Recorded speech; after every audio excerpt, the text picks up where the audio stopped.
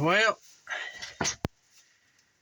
I got the body for a slot car I'm building. It's a reproduction 1/24th scale Garvik Sonic Needle. I've got some Krylon metal foil blue and green spray paint. I'm going to spray paint it from the inside. It's a metallic, but not a metal flake. It's a metal foil fake chrome look. So it'll be blue and green, almost dead on color-wise. And this was the most popular color pattern for this Sonic Needle model. This is a picture of the box. It was just blue on there with moon disc hubcaps. And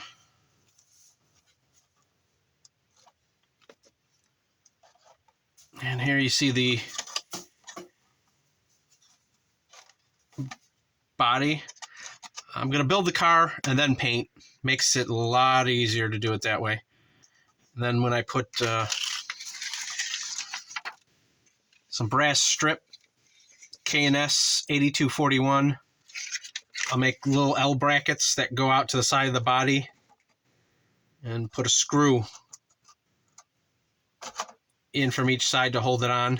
And you have to unscrew it to take it off. I'll probably use flathead screws just because that's kind of period correct.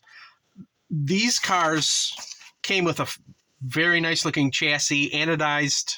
I believe they were orange, just like the old RC10 Team Associated 1/10 scale radio controlled cars. So you see old ones of these come up on eBay, and the chassis look brand new. I'm doing brass. The chassis will be different. It's not folded and all that. This body was $8 on eBay, and for $8 you get the body, which is not Lexan, it's HPAG, which means you cannot use lacquer paint. You need to use, I believe, enamel or acrylic. Hopefully acrylic will be okay.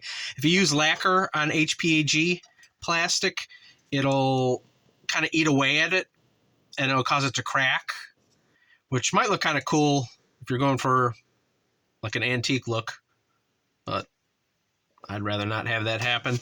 This body, again, for $8, it came with the Garvik Panther sticker, which goes on the back of the vehicle. And it also came with, for the windows, little stickers that are masks for when you spray paint. And it masks out the front and side windscreen. And also this back area here is also a window. That shows off the motor. And these are Paul Gauge tires, PGT 28125s. There's the other set for the back.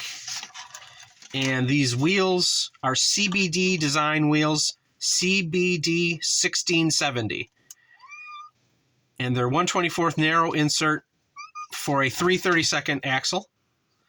And see how cool that looks? I'm going to cut the axles. Probably have them like that, maybe sticking out a little bit. I don't know. They came with set screws. And you tighten the set screws onto the axle so they don't spin on the axle. The whole axle goes. And these are the bearings. Get this out of the way. Ooh.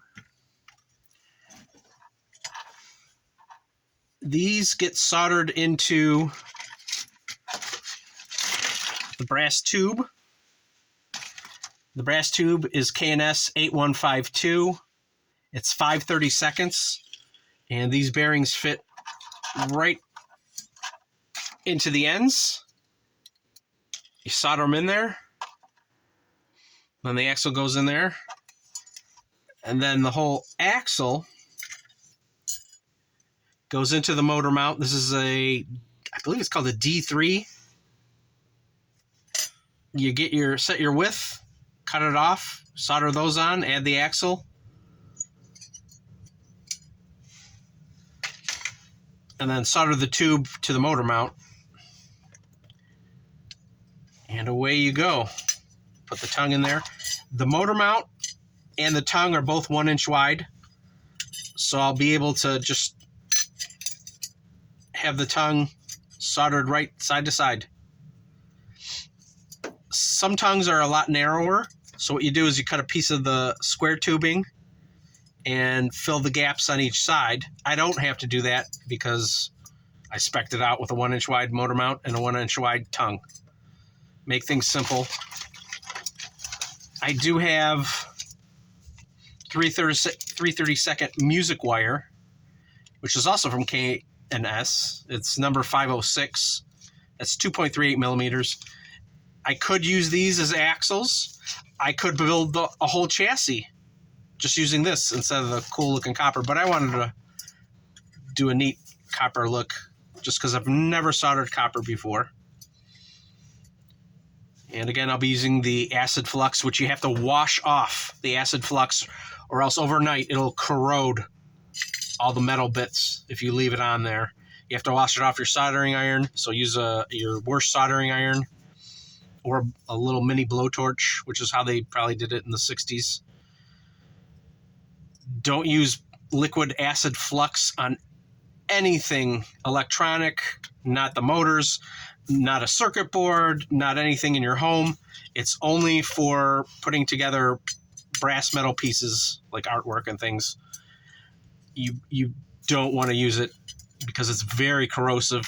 That's why you have to douse everything with water, wash it down. A little dish soap will be fine too.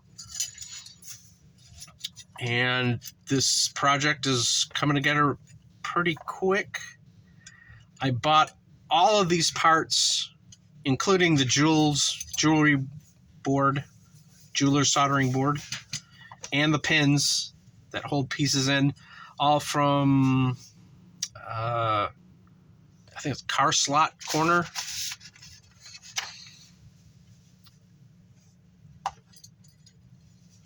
So there we go. These are square pieces. You can use round. You can use piano wire. This is actually not piano wire. That is actually, I think I lost it. The axles, these axles are JK 332nd axles. I believe these are a little bit longer than what I possibly would need. I think these were the 70 or 75 millimeter. I think most 1/24th scale cars would use 60 or 65 millimeter. You get 65. The thought being, I mean, these are like $2-3. Get it as long as you need. If it's a little too long, cut it off. And yeah, that's what I've got going on. I'll probably cut these pieces to size, cut the tube after using the body to set my width. Front and back will be probably different. Then I'll cut the tubes, put the axles on, put the wheels on, solder everything up. But mostly it's cutting everything first. The tongue would probably go here. Some races have rules where the tongue has to be hidden. Some races you're allowed to, in the rules, have it showing. Because this is such a strange, long, crazy thingy car, which isn't based on anything really in reality, you know, why have it show when you can cover it with that cool nose? So that's what I'm going to go for. I am going to put big, thick front wheels on, and they will be touching the ground because I'm not going to put this on a racetrack. Some racers use no front wheels at all. Some race rules say you have to have wheels, and some race rules say you have to have front wheels and they have to roll as the car moves. Some you can have them just above, because the front of the car really rests on the contacts and the guide flag that goes in the slot. So the two contact pads for positive and negative race sit on the track. So the front wheels are generally superfluous. But I've seen them where they hook that race flag, like a rudder that goes with the slot. They hook the axle up, and then as you go around a corner and the flag follows the slot, it's hooked up and the axle will turn, which is kind of neat. That I don't need that at all. And most modern, that's kind of an old thing. Basically probably all modern racing for championships and things, they don't do any of that. It's just a neat little thing that some did for fun. And I'm really liking how these look just like how they are. So I might not even make little moon discs to pop in there. Because on the box they have moon discs. On some of the extant examples, when people race these, this is an old one. You see the little screws? Those are actually pins. You can stick brass pins in to hold the body on, and then pull them out when you want to take the body off. But for an actual car used in races, they'd be changing wheels and tires, at least the back ones, all the time. And you want a lot of grip on the rear wheels. You want zero grip on the front tires, because every time you go around a corner, these wheels, they're soldered in. That axle is straight. The wheels don't turn on these cars. So you just be skidding and slowing down or crashing every time you went around a corner. So, yep, it's all coming together. I believe all the parts that I'm going to use. Should be fun. And like I said, this is going to be a shelf queen. So I'm not going to put in a flag and contacts for electronics. I'm not even going to put a motor in, at least now, at this time. Maybe later. You can take a 9-volt battery and run the motor. That might be kind of fun. These wheels do have a bump in the center, a rib.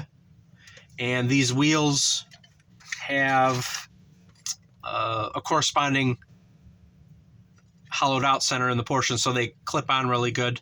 It's really hard speccing wheels and tires for slot cars to get a good fit, or to get them to fit at all. I found on Slot Car Corner, their website, and I looked at a couple others, and I found where these wheels specifically could go with these tires. Almost all the other wheels, you don't know. And it's kind of like real cars, where it's all the different measurements, and the wheels have different measurements and weird offsets, and some have the raised spine there, and some are smooth, and you have to glue them on.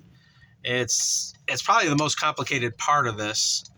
But when I saw these nice plain moon disc type of wheels, inverted moon disc, and they recommended these particular tires, I was like, oh, okay.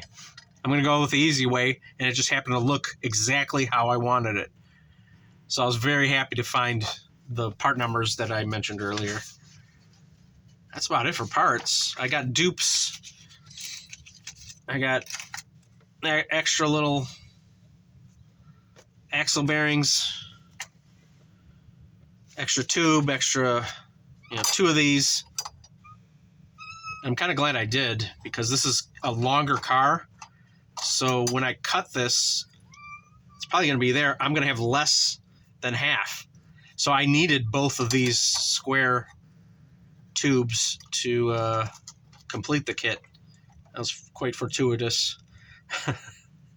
I think a lot of slot cars in 1/24th scale would probably end about here. So you could just maybe squeak by with one of these and cut it in half. But if you're doing this, buy two. Buy two rails for the chassis. You only need front axle. This is a 12-inch. So front axle, rear axle. You have this much left over to make other mounting parts if you want to. Good to have enough. Also, I got a second one. Good for practice. And that's what I've got going on.